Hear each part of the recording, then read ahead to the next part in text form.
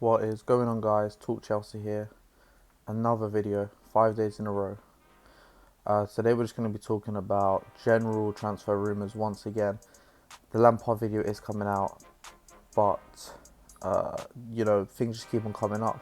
Each day I think there's not going to be anything to talk about, and there constantly is. So yeah, that Lampard video is definitely coming out. It's ready to be released, but I am just making sure I'm up to date with all the latest news, because I guess that's why you subscribe to a Chelsea YouTube channel.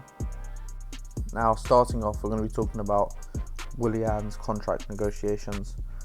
Now, obviously yesterday I had released that £35 million bids have come in from Barcelona Atletico, but Chelsea have rejected them, obviously due to the transfer ban. However, he is yet to sign a new contract. Chelsea apparently have offered him a year's contract, but he wants 2 years. We've also offered him £150,000 a week, which is currently what he's on, but he wants 200, and really he's just like making it hard work just because he knows the situation of the transfer ban. I just don't know if 200 grand a week is worth it for a guy that got 3 goals in the league last year, but either way we'll probably end up just taking it anyway. But yeah, so that's the current situation with Willian. He will probably sign. Chelsea will probably go for the 2 years because they're desperate. And overall, would I say it's good? Yes, I would, because of the transfer ban. If not, I'd say get rid of him. But for now, yeah, we need him. He could be a big player for us next season, especially at the start of Hudson-Odoi injured. But yeah, so Willian, he wants 2 years. I think Chelsea will give it to him. So in the next week or so, expect Willian to sign a new deal. But I guess you never know. He could end up leaving. He could force a move. But yeah, that's all for the Willian negotiations. In yesterday's video, I reported that Lee Bauer would not be signing an extension with Charlton. However, it looks like that has backfired. Today, he signed, I believe, a 1-year extension. It could be 2. Anyway, the point is, he is not going Derby. So a lot of people are panicking, saying, oh, does that mean Frank's not leaving? Is he signing an extension with Derby? No, I don't believe so. I just believe, obviously, Derby have either told him that they have other targets, or he's decided he wants to stay at Charlton, just got promoted, and I guess why not? Now, the rumours are that John Terry will be replacing Frank Lampard at Derby as soon as Frank is to come to Chelsea. And I think that'll be a good move for John. I mean, it will be stepped down from the Prem to the Championship. However, from assistant manager to manager, I know he wants to manage Chelsea one day. But yeah, a lot of people are asking, why is he not assistant at Chelsea this year instead of Jody? But no, I think Lampard and Jody work well together. And the thing is with Lampard and Terry is there could be quite a conflict in styles. You know, Terry's a bit more of a pragmatic, defensive-minded coach, whereas Lampard likes to go forward. So yeah, I'd say for now, yeah, John Terry keep on getting experience. So yeah, it's looking now likely Lee Bauer won't be the next Derby manager, but it will instead be John Terry, which is very interesting to look at. It'll be good to see how he gets on, seeing as though Lampard just missed out on promotion last year.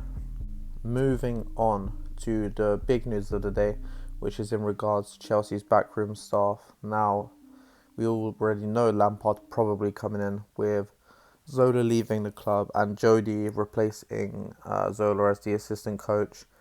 But now we're being told that Didier will come in as the striking coach, which I don't believe Chelsea have ever had a striking coach before, but we need one now more than ever. And who better than our greatest ever striker? And then Claude Makélélé coming back in as, I believe it's Lone Army coach, which, I mean, that's not the official title, but to us, Lone Army coach, which is interesting. I mean, he'll be working closely and he knows what it takes to play for Chelsea. And I think it's good that the Lone Army gets one-on-one care, because, I mean, we never really give them much attention or support. But now with the transfer ban, it's more important than ever that we support them. So yeah, Makélélé will be joining. Obviously, Petr Cech upstairs. And I mean, there's plenty more room for ex-players if the opportunity presents itself. Now, it has been widely reported that Aston Villa are interested in Ethan Ampadu next year. Obviously, they'll be in the Premier League, so it could be a good move. And also, I think for Chelsea, it could be a great move.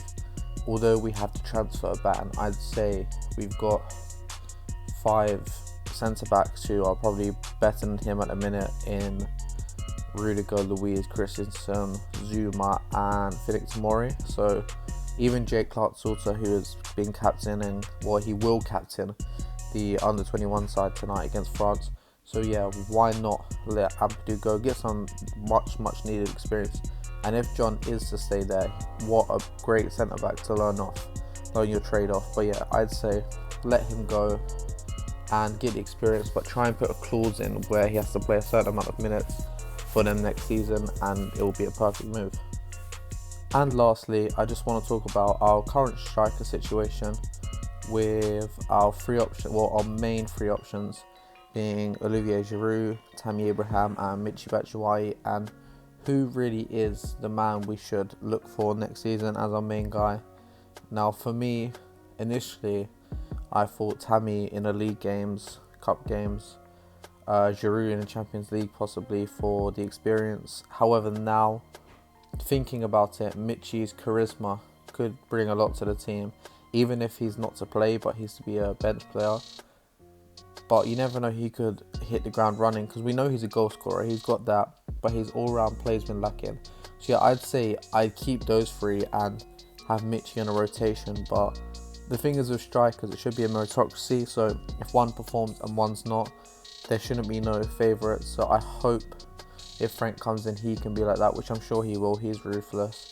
And yeah, I'd say those should be our three. I'd let Higuain go to Juventus. He just didn't cut it. He's a bit older now. Like, why invest your time into someone like that as opposed to Tammy, who's young and fresh? So yeah, I'd say those three. That's what I would do in terms of the rotation. But I don't know. Let me know, guys. Should we send Michy back on loan? Should we sell him? Should we get rid of Giroud, Tammy, loan Tammy again? I don't know. Let me know in the comments below. But yeah, that's what I would do, and that's my opinion on the situation. Talking about the England under-21 game with France, like I said, Clark Salter is captaining the side. I expect Finnick Tamori to play, Mason Mount, Tammy.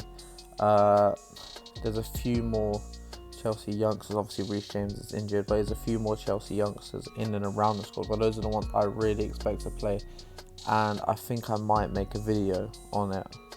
I want to watch the game, of course, and then maybe I'll make a video on their performances if the game is interesting enough, seeing as though it is Chelsea related. But yeah, look out for that.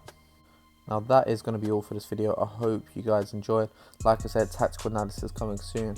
The under-21 review / Chelsea player looking at for the under-21s is coming if the game is entertaining and there's enough to say. And also in regards to our Chelsea striker situation, I'm going to be looking into that for more detail, what Lampard likes in his system, what the three options can give, doing some video analysis on their style of play, and letting you guys know an in-depth explanation on who I would have leading the line for Chelsea. Yes, so also look out for that video. Anyway, that's been all. Talk Chelsea. See you next time. Like, subscribe, turn the notification bell on, because I've had around 300 views in the first 5 days, and 50% of those have been from non-subscribed audience. So hit the subscribe button and we'd have 150 more subscribers now. But yeah, anyway, like, comment, subscribe. See you next time.